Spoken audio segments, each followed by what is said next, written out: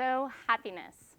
Happiness is a construct that over the past decade has received or enjoyed much resonance among researchers across disciplines. Psychologists, economists, political scientists have all sort of made tremendous strides in identifying A, how to measure happiness, B, how to increase people's happiness, and C, why happiness is important.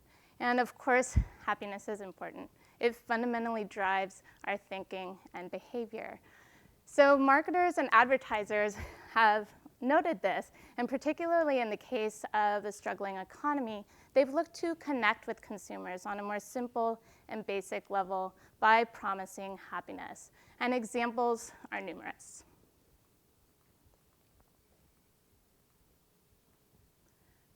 But the question is, what is happiness? Despite these efforts to facilitate our pursuit of happiness and teach us how to enjoy even more happiness, the question sort of still remains, what is happiness? When someone says, I feel happy, what is it that they are feeling?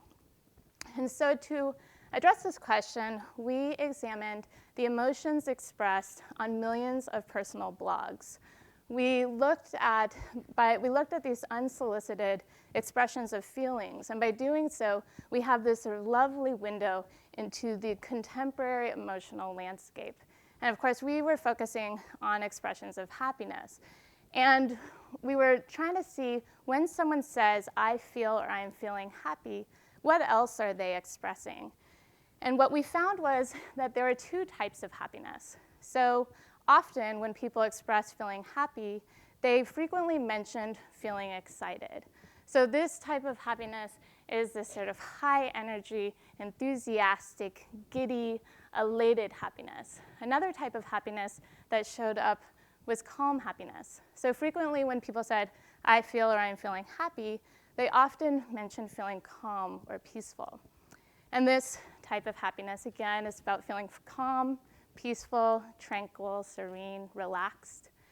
And in addition to finding that there are these two types of happiness, we saw that age was important. Specifically, we saw that when we look at the expressions of excited happiness over the course of people's lives, we see that amongst teenagers, when they are likely to express happiness, then they're likely to express feeling excited. And this decreases for each 10-year age group. Now, when you look at peaceful happiness, you see the opposite effect. So amongst teens, their happiness that's associated with feeling peaceful is only about 35%. But once you get up to our oldest group of bloggers, you see that those in their 50s, when they express feeling happy, 90% of the time, they're expressing feeling peaceful. So if you look at this together, you see that there's really this shift in how happiness is expressed over the course of life. For young people, it's really more about feeling excited, and then as people get older, it becomes more about feeling peaceful. So we wanted to see, is this really the case? And so we wanted to run an experiment to see if we made young participants and old participants feel excited or peaceful, would that differentially translate into expressions of happiness? And so what we did was we ran a study, and we had participants, we made them feel either excited or peaceful by listening to either an exciting version of a song or a peaceful version of the very same song. And we used this manipulation of music because it's been shown to be very effective in evoking emotion. So just to give you guys a sense, to make people feel excited, they listened to this song, and here's a clip.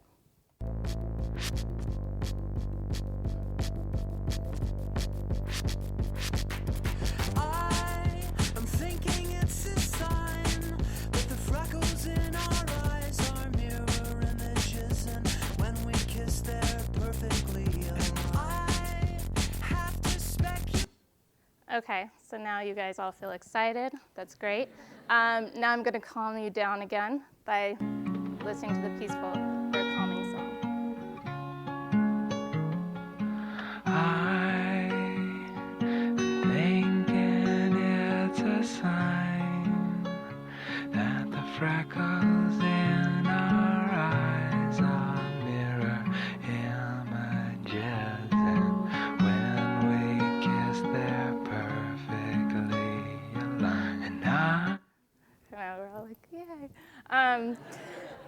So as they were made to feel one emotion or the other, we then asked, how happy do you feel? And what we found was that amongst the young participants, when they were led to feel excited, they expressed feeling more happiness. Now, amongst the older participants, so these are participants between the ages of 50 and 80, when we exposed them to the calming song and made them feel calm, they expressed feeling greater happiness. Now, so amongst the blog data as well as this experiment, it suggests that the meaning of happiness is tied to age, but age might be a proxy for a sort of more basic underlying process, namely temporal focus. So this is the extent to which you're focused on the future versus the present moment. And research has suggested that when people are younger, because they have a longer future extending out in front of them, their attention shifts towards the future. However, as people get older, their futures become more limited, and their attention sort of pulls inwards, and they become more focused on the present moment. So this suggests that young people are more focused on the future, old people are more focused on the present moment. Now, in light of this, we wanted to see if we made old people focus on the future like young people, could we shift what happiness means to them? And so we did this using this method that's often used in psychology to prime a particular concept. So as a cover story, we told a bunch of participants that we are interested in how people construct English sentences. So here's a list of words. For each set of 4 words, create the first 3-word sentence that you can come up with. Do this as quickly as possible. So they're doing this word task. Half of the participants are presented with these neutral words, and the other half of the participants were presented with these future-oriented words, leading them to focus more on the future. And then, in an ostensibly unrelated study, they were made to feel excited or calm, and they reported how happy they felt. And we also wanted to see, do these experiences or definitions of happiness play out in the choices that people make? So we had them listen to both songs, and then they were going to receive a free MP3 of whichever song they preferred.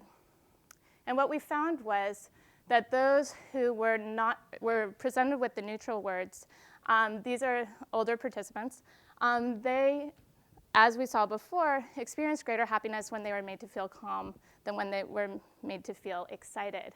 However, when amongst those who were led to focus on the future, they actually expressed greater happiness after they were made to feel excited than when they were made to feel calm, like younger participants. And these expressions of happiness played out in the choices they made. So we have seen that we can make older people define happiness like younger people by shifting their attention to the future. Could we also make younger people define happiness like older people by pulling their attention to the present moment? And so we did this in a study by exposing half of the participants to a breathing meditation that was designed to draw attention to the present moment. So some of the participants were told, close your eyes, take a deep breath, and forget about what happened yesterday. Don't think about what's going to happen in the future or tomorrow. Really just focus on the present moment. And then we asked them, to what extent do you agree that happiness is feeling excited? And to what extent do you agree that happiness is feeling peaceful? And what we saw was, amongst those not exposed to the meditation, we see the same effect as before. For young people, it's really about, happiness is about feeling excited. For older people, it's about feeling peaceful. However, we see amongst those who are led to think about the present moment, the young people looked a lot like the older people. They actually defined happiness more as feeling peaceful than as feeling excited. And we wanted to see, how does this play out again in choice? Particularly from a marketing standpoint, will this influence consumer behavior? So we ran a similar study as before, but as people were leaving, we gave them the opportunity to purchase a cup of tea. And they could either choose a peppermint tea, which was more exciting, or a chamomile tea, more calming. And what we found was that in general, young people chose the exciting tea, the peppermint tea. But when amongst those who were led to focus on the present moment, they were more likely to choose the calming tea, like older participants. So together, this suggests that what happiness means differs across people. And when the 20-year-old says, I feel happy, when a 60-year-old says that I feel happy, they're actually likely feeling very different things. And it also suggests that for marketers who are trying to connect with consumers by promising happiness, that they should really think about who are those consumers that they're trying to reach, and therefore, what particular type of happiness will be most motivating to that target segment. It also suggests for you guys that you get to choose your happiness. While the meaning of happiness tends to be tied to age, it's really more about the extent to which you're focused on the future versus the present moment.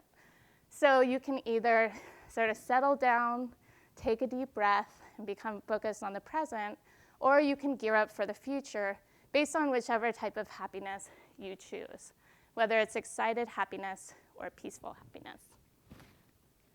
And finally, we see by looking at this picture of my husband and I capturing our happiness that you get a little window into our relationship, and you see that me with my excited happiness, him with his calm happiness. What we learn from this is that he's an old soul while I am immature.